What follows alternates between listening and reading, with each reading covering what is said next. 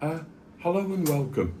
Uh, I'm Mihal from Conflict, and today we're launching our new series on the history of the workers' movement.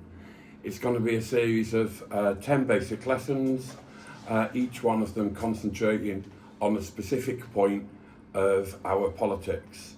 For the first lesson today, we're talking about the Industrial Revolution and the creation of the working class and why we think class is important. These videos are available in both English and Bulgarian from our YouTube channel.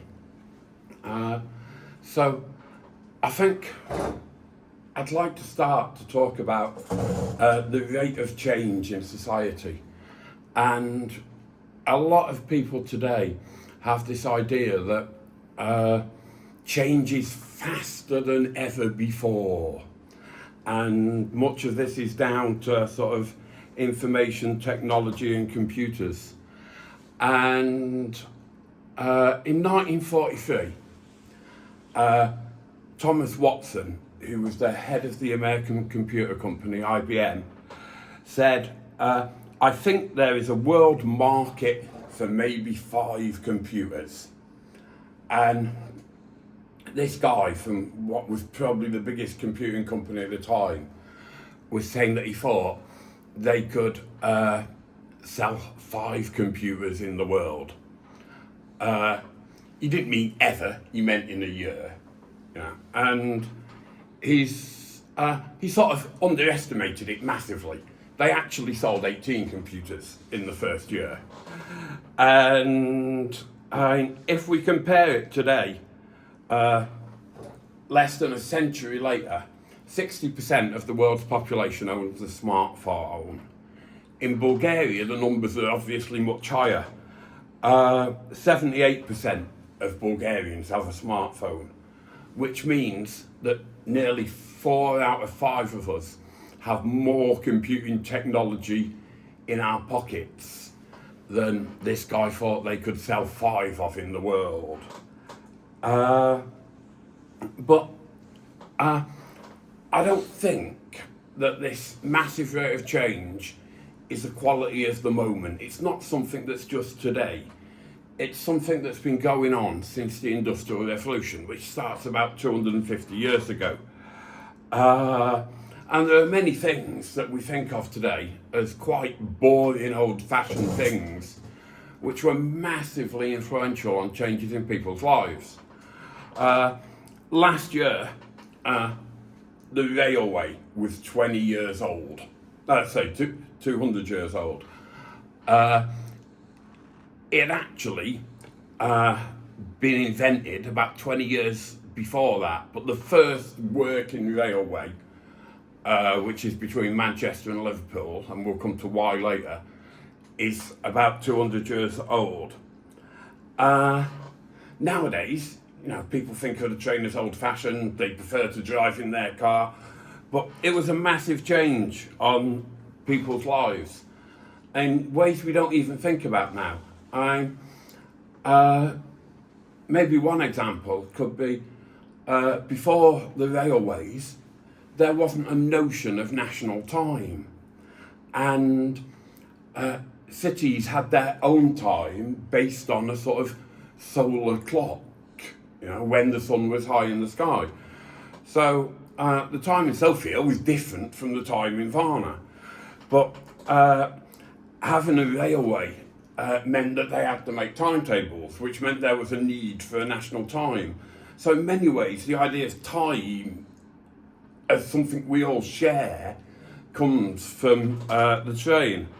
There are other things that the train changed. For the first time, fresh food could be brought into cities, and meat, fish, dairy products.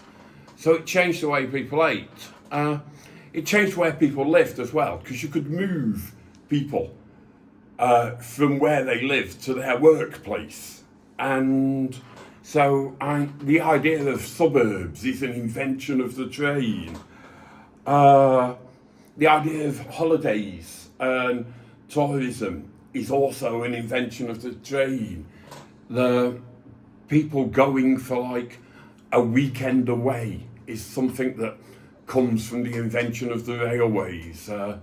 Thomas Cook, the famous travel agent, opened to sell tickets to workers in northern England to go to the sea. Daily newspapers, of course, come from the same time. How could you distribute a national daily newspaper before the railways? But it's not only things like the train that completely changed people's lives. So if we move on, 1937 sees the invention of the automatic washing machine. It's something that completely changed women's lives.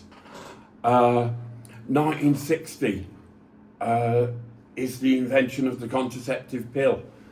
Again, it's something that completely changed their lives. And, you know, it's possible to go through lots of inventions and think how radically they changed how people lived. And the idea that change is faster now than ever before is, I think, an illusion. And change has been running at this rate since the time of the Industrial Revolution. Urban living itself is a creation of the Industrial Revolution. In 1760, which we can say is the start of the Industrial Revolution, only 3% of people in the world lived in cities. There've been cities for a long time. Cities start about 6,000 years ago, but only a tiny fraction of humanity live in cities. By the 1960s, a quarter of the world's population lived in urban areas. In 2008, humanity becomes an urban species with most people living in cities. So, over a very short period of time, it's a rapid change. So, what was the world like before the Industrial Revolution? It was a very different world than we live in today. Many countries didn't exist. Bulgaria didn't exist at this point. It was still a part of the Ottoman Empire. And as was most of the Balkans, and the Ottoman Empire stretched from near to the Atlantic to the sort of borders of Iran. Bulgaria wasn't the only country that didn't exist, though. Italy didn't exist. You know, Italy is a modern thing. Most of Italy at the time was dominated by either Spain or Austria. What's now the Vatican City state was the Papal States and was a country. And there were some smaller Italian countries too. Germany didn't exist. Germany was like this patchwork of small states, some bigger countries, bishoprics running themselves, and you know, even today's world power, the United States of America, wasn't a country at that time. It was an English colony still. So most of these countries were ruled by kings of some sort.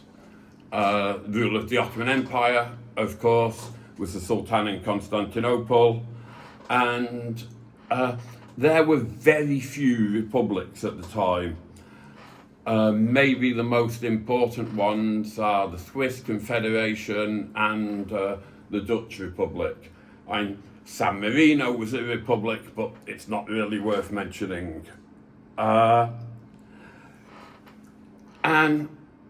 in most countries, it's a period of absolute rule by kings. Maybe England is the exception to this, because England has a parliament. And the king was a sort of constitutional monarch, just like he is today. He waves his hand, keeps his money, and politicians decide what to do. In 1760, around 214,000 men had the right to vote. And of course, it was only men. Women didn't have the right to vote at that point. It was about 3% of the population, so that was the democracy. The overwhelming majority of the population lived in villages. If we stick with Britain, and today we'll mostly be sticking with Britain, but also with France, because that's where the sort of revolutionary upheaval is happening, 20% of people lived in the cities. That means 80% are living in the countryside and mostly working as farmers. If we compare that to today, to give you an idea of what it means, today in Britain, about 1% of the population works in agriculture. Across Europe as a whole, 4% of the population works in agriculture. Here in Bulgaria, it's higher. We've got 16% of people working in agriculture. And it seems high, but if we compare it with the years, even with the most modern country, Britain, before the Industrial Revolution, it's really low. Today, we all live in a world that was created by that revolution. The map of the world even, not just these little colours of countries on the map of Europe, but the map of the world as a whole was still full of blank spaces. They had things written in them like, "Here there be monsters." The middle of Africa was a big white blank. It's about this time that the English naval captain, Captain Cook, was mapping Australia and New Zealand. But he's mapping the coastline. The middle of Australia is a big white blank too. No one knew what was in the middle at all. And in many ways, the world was much smaller because we didn't know all of these places. But also, the world was much bigger. If you went over land from London to Glasgow, it took about 10 days. If you went by sea, you could reach Cape Town in the same time in South Africa. If you think about Varna, Varna was closer in terms of time to Rome than it was to Sofia. And so I think this says that the world we live in today, capitalism, is not this eternal system. It's something that's very new. It's something that's like developed in the last 250 years. You know, before that, we didn't have this system. We had the divine right of kings. So, as things are presented, it's not the system we've always had and always will have. It's transitory. So, looking at what was the Industrial Revolution, essentially, it's a change in the means of production from people living in the countryside, working on farms, to living in cities, working in factories. I think we can say it started in 1760. You know, some historians will disagree and say it started in 1780. It's not like the French Revolution where we can say, the French Revolution's 1789, it's the 4th of July with a storming of the Bastille. The Industrial Revolution's a process. But 1760 seems a good date. And by 1840, the Industrial Revolution has spread across most of West and Central Europe and to North America. Of course, the society before the Industrial Revolution, in the West, what we call feudalism, wasn't a society without any change. we don't think that people living in 1760 lived exactly the same lives as people did at the end of the Roman Empire. There was intervention, but it was much, much slower. There's a thing which is called the Second Agricultural Revolution. The first agricultural revolution, of course, is when people started farming. It happens about 8,000 years BC. And the second agricultural revolution, sometimes it's called the British agricultural revolution, is something that the British historians like to say happened in Britain. Other historians, particularly historians from Holland, have doubts about this, and they say it happened in Holland, and maybe the facts are on their side, but something happens in northwest Europe. And what happens is that agricultural production improves. This has massive consequences. In about 1 century, the population of Britain doubles. Today, this doesn't seem like such a dramatic increase. World population recently has been doubling in the period of about 50 years. But at the time, it was absolutely unimaginable. World population had been stable for centuries, and then suddenly the population of Britain doubles. It's caused by a massive increase of food production. And this went along with a massive increase in the size of farm holdings.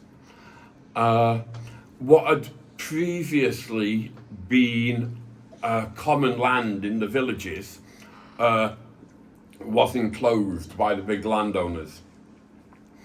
Essentially, they put fences around the common land and forced people off it.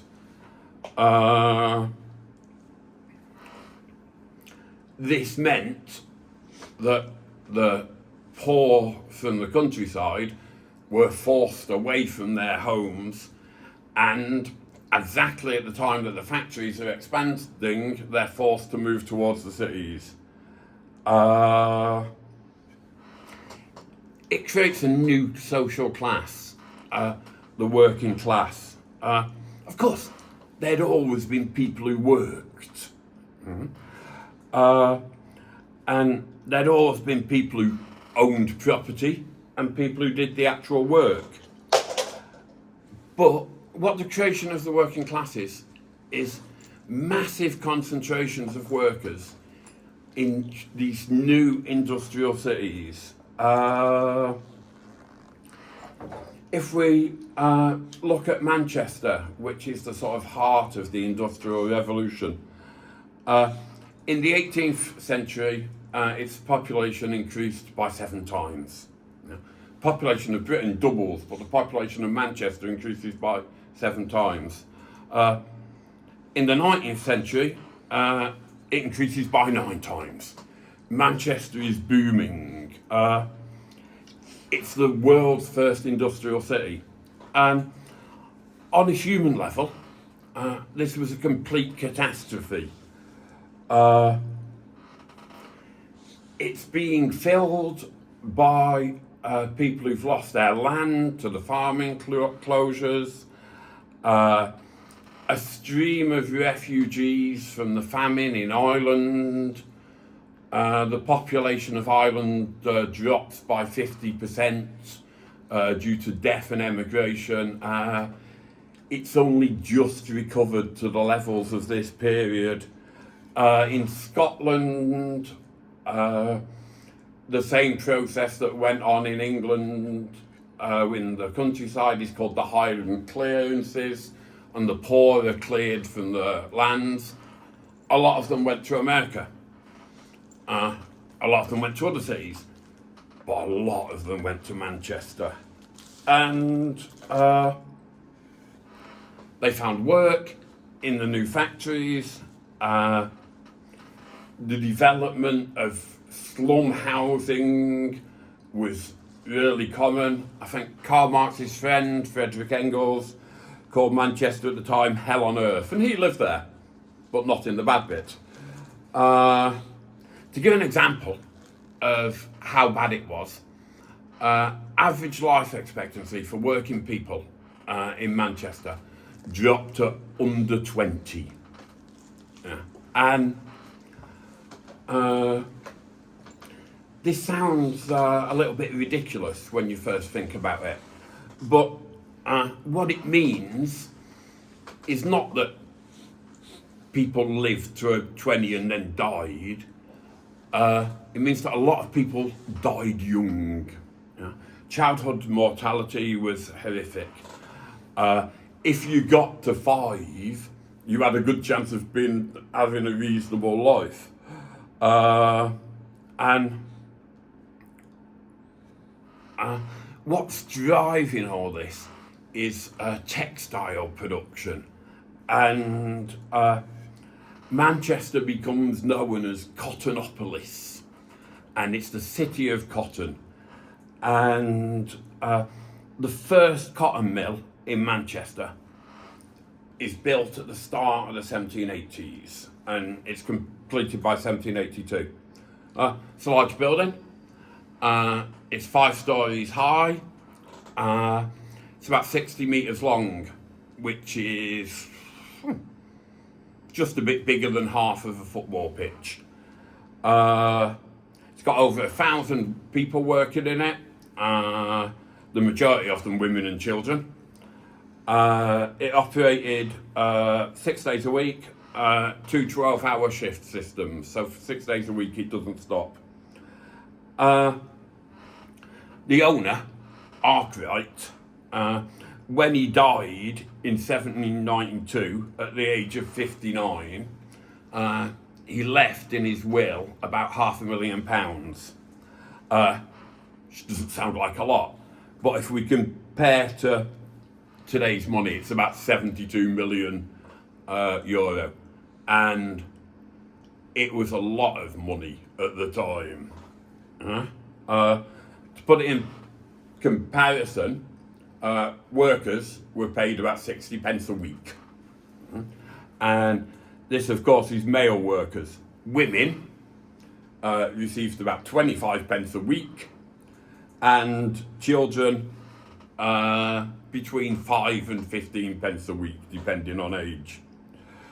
So, by 1800, there are 42 mills like this in Manchester. 1816, there were 86, and 1853, 108. Yeah? The world's first railway is built between Manchester and Liverpool to give them access to a port to export these new goods. However, in the 1880s, the bourgeoisie of Manchester decided that it wasn't enough and that they needed a port in Manchester itself. The problem with this is Manchester's about 60 kilometres from the sea. And at the cost of 15 million, which is about 2,400 million euro today, they dug a canal to make Manchester next to the sea. So, this is bringing in to existence not only the working class, but also a new class which is traditionally called the bourgeoisie. These are people like Richard Arkwright, the factory guy. And these people didn't come from the aristocracy. Arkwright came from like the poor shopkeeper type of family. But it's the same division that we see today. There's the one class of the people who own and the other class of the people who work in the factories. Those who work and those who make profits from the work. And of course, the economic interests of these two classes were completely different. The interests of the bosses, the likes of Richard Arkwright, are to make as much profit as possible. The way you make profit is either to increase prices or to decrease costs. Decreasing costs means getting workers to do more work for less money. The workers' interests, just like today, are exactly the opposite. The workers' interests are in earning more money for doing less work. And I think we can say that this is the same today. And what it results in is this conflict of interests, what we'd call class struggle. And with the spread of the Industrial Revolution across the entire world, the overwhelming majority of people today are working class. It's not just workers in factories, it's nurses in hospitals, teachers in schools, delivery workers bringing takeaway food, all sorts of people who have to work for a living. And economically, they've got the same interests, which is to earn more money and do less labour. Why is this important for us? It's important because we don't see a better society as something that comes around because people are nice. It's not a product of altruism. It's a product of people fighting for their own interests. And in fighting for their own interests, they're forced to do it collectively, because individually, one worker is powerless, but together, they hold all the power that makes and runs society. And we don't say that it's the working class that can make these changes in society because we think the working class are nice people. We say it because we think by fighting for their interests collectively, they can do it. The old classes in society are still there. Since feudal times, society had this hierarchy. We've got the monarch at the top, the nobility, then the aristocracy, small farmers going down to the landless peasants. But the new class of factory owners finds that it's the class that's got the money in society. However, it's got virtually no political power. And in a way, this is what changes the world. That the class with all the economic power in society, the bourgeoisie, is excluded from political power. So, if the Industrial Revolution in England establishes the sort of economic basis of the new world, it's the political revolution in France that brings about the political changes. In many ways, the sort of modern nation state is a legacy of 1789 and the French Revolution. Before 1789, there weren't really nation states in the way that we understand them today. Maybe England's an exception. But the sort of empires and kingdoms of the old world were more like private holdings of like individuals. Charles V, the Habsburg Empire, had land in Spain, Austria, the Netherlands, Belgium, the New World, and it was more like his personal property than a modern nation, how we think of today. There weren't citizens, there weren't democratic rights. The rights that they had in this society was the divine rights of kings. And today, just as we live in a world created by the Industrial Revolution in England, we also live in a world created by the political revolution in France. Now, we can talk about what caused the French Revolution. And if you read history books, they will talk about famine and France being bankrupt from 3 successive wars, and the king needed the money, and the people who had it were the people who were excluded from the power system. So the essential cause of the French Revolution is the change of the economic basis of society. But maybe, before we move on to France, we should discuss why England didn't have this same revolution. England had its great revolutionary period earlier, in the 1640s, what's called the English Civil War or the English Revolution. It's a conflict between Parliament and the King. And essentially, it ends with the king getting his head chopped off in public, and the parliamentary military leader, Oliver Cromwell, becoming Lord Protector.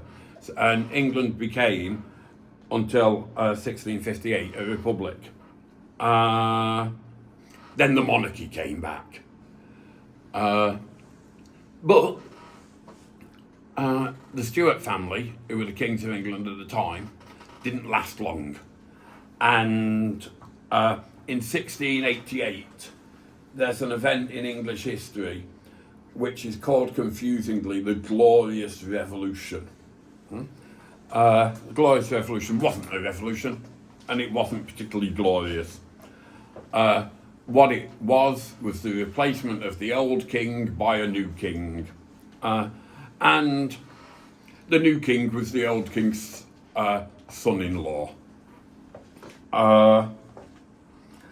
And also his nephew, which gives an idea of how they kept it in the family at this point.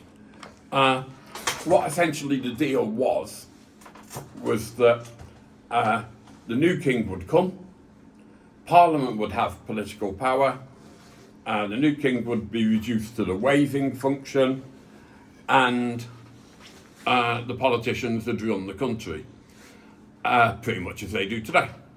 So the sort of rising classes are already in power in England. England doesn't need a revolution like France has. This isn't the case in France. France is made up of 3 estates.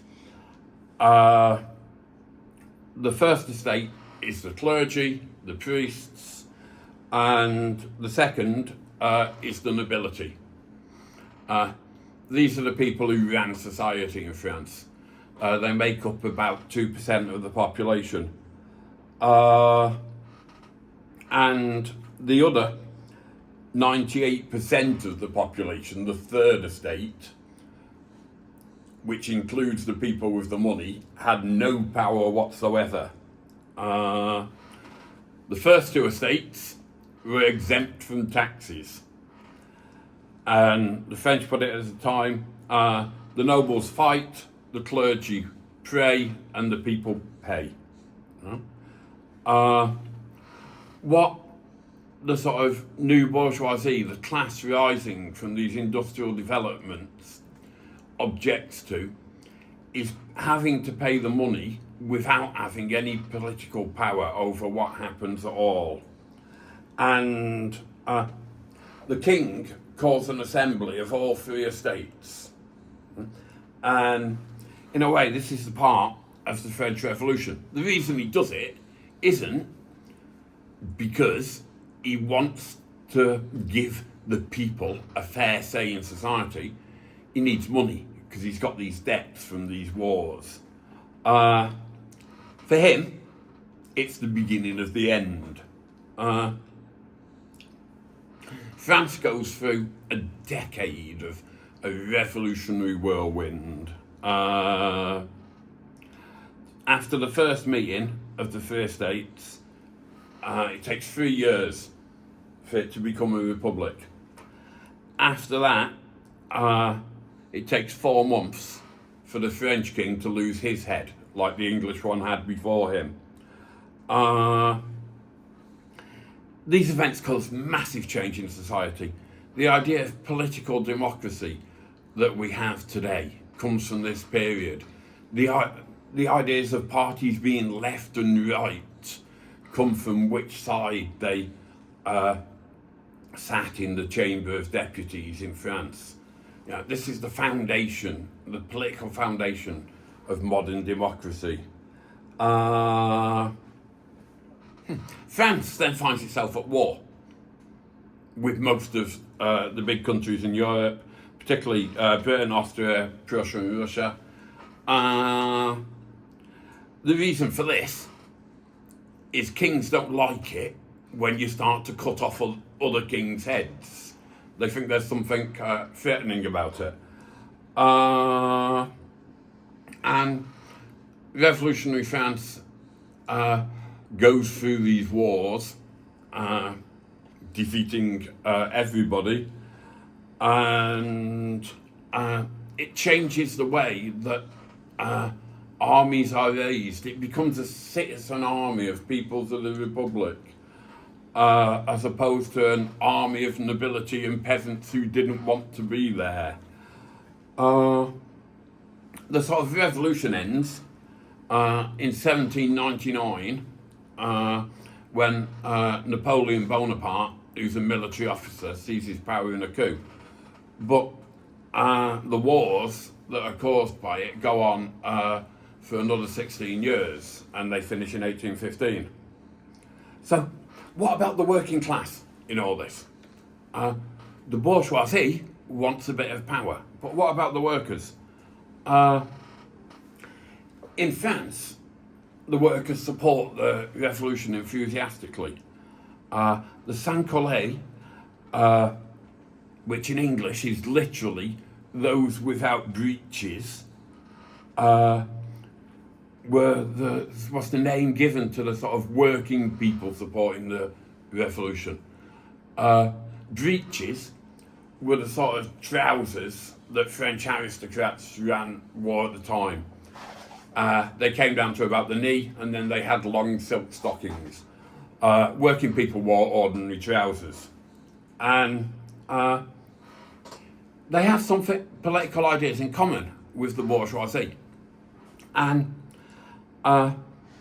they hated the monarchy, they hated the aristocracy, they hated the church, and they become the driving point of the French Revolution.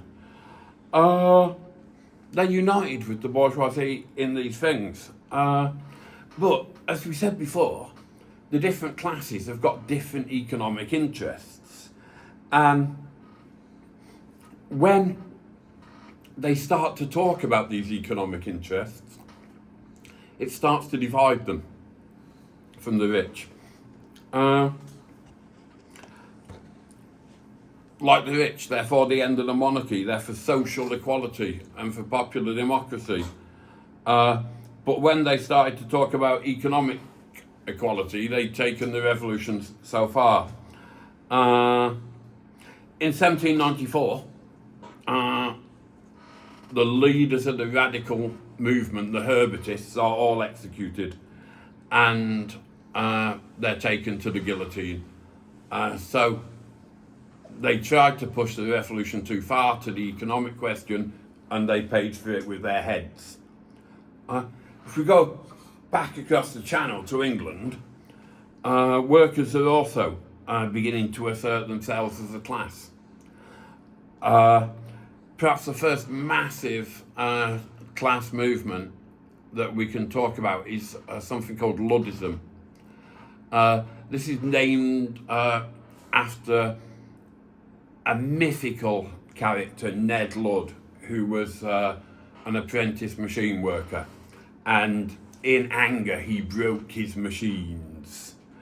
And workers across the north of England started breaking machines.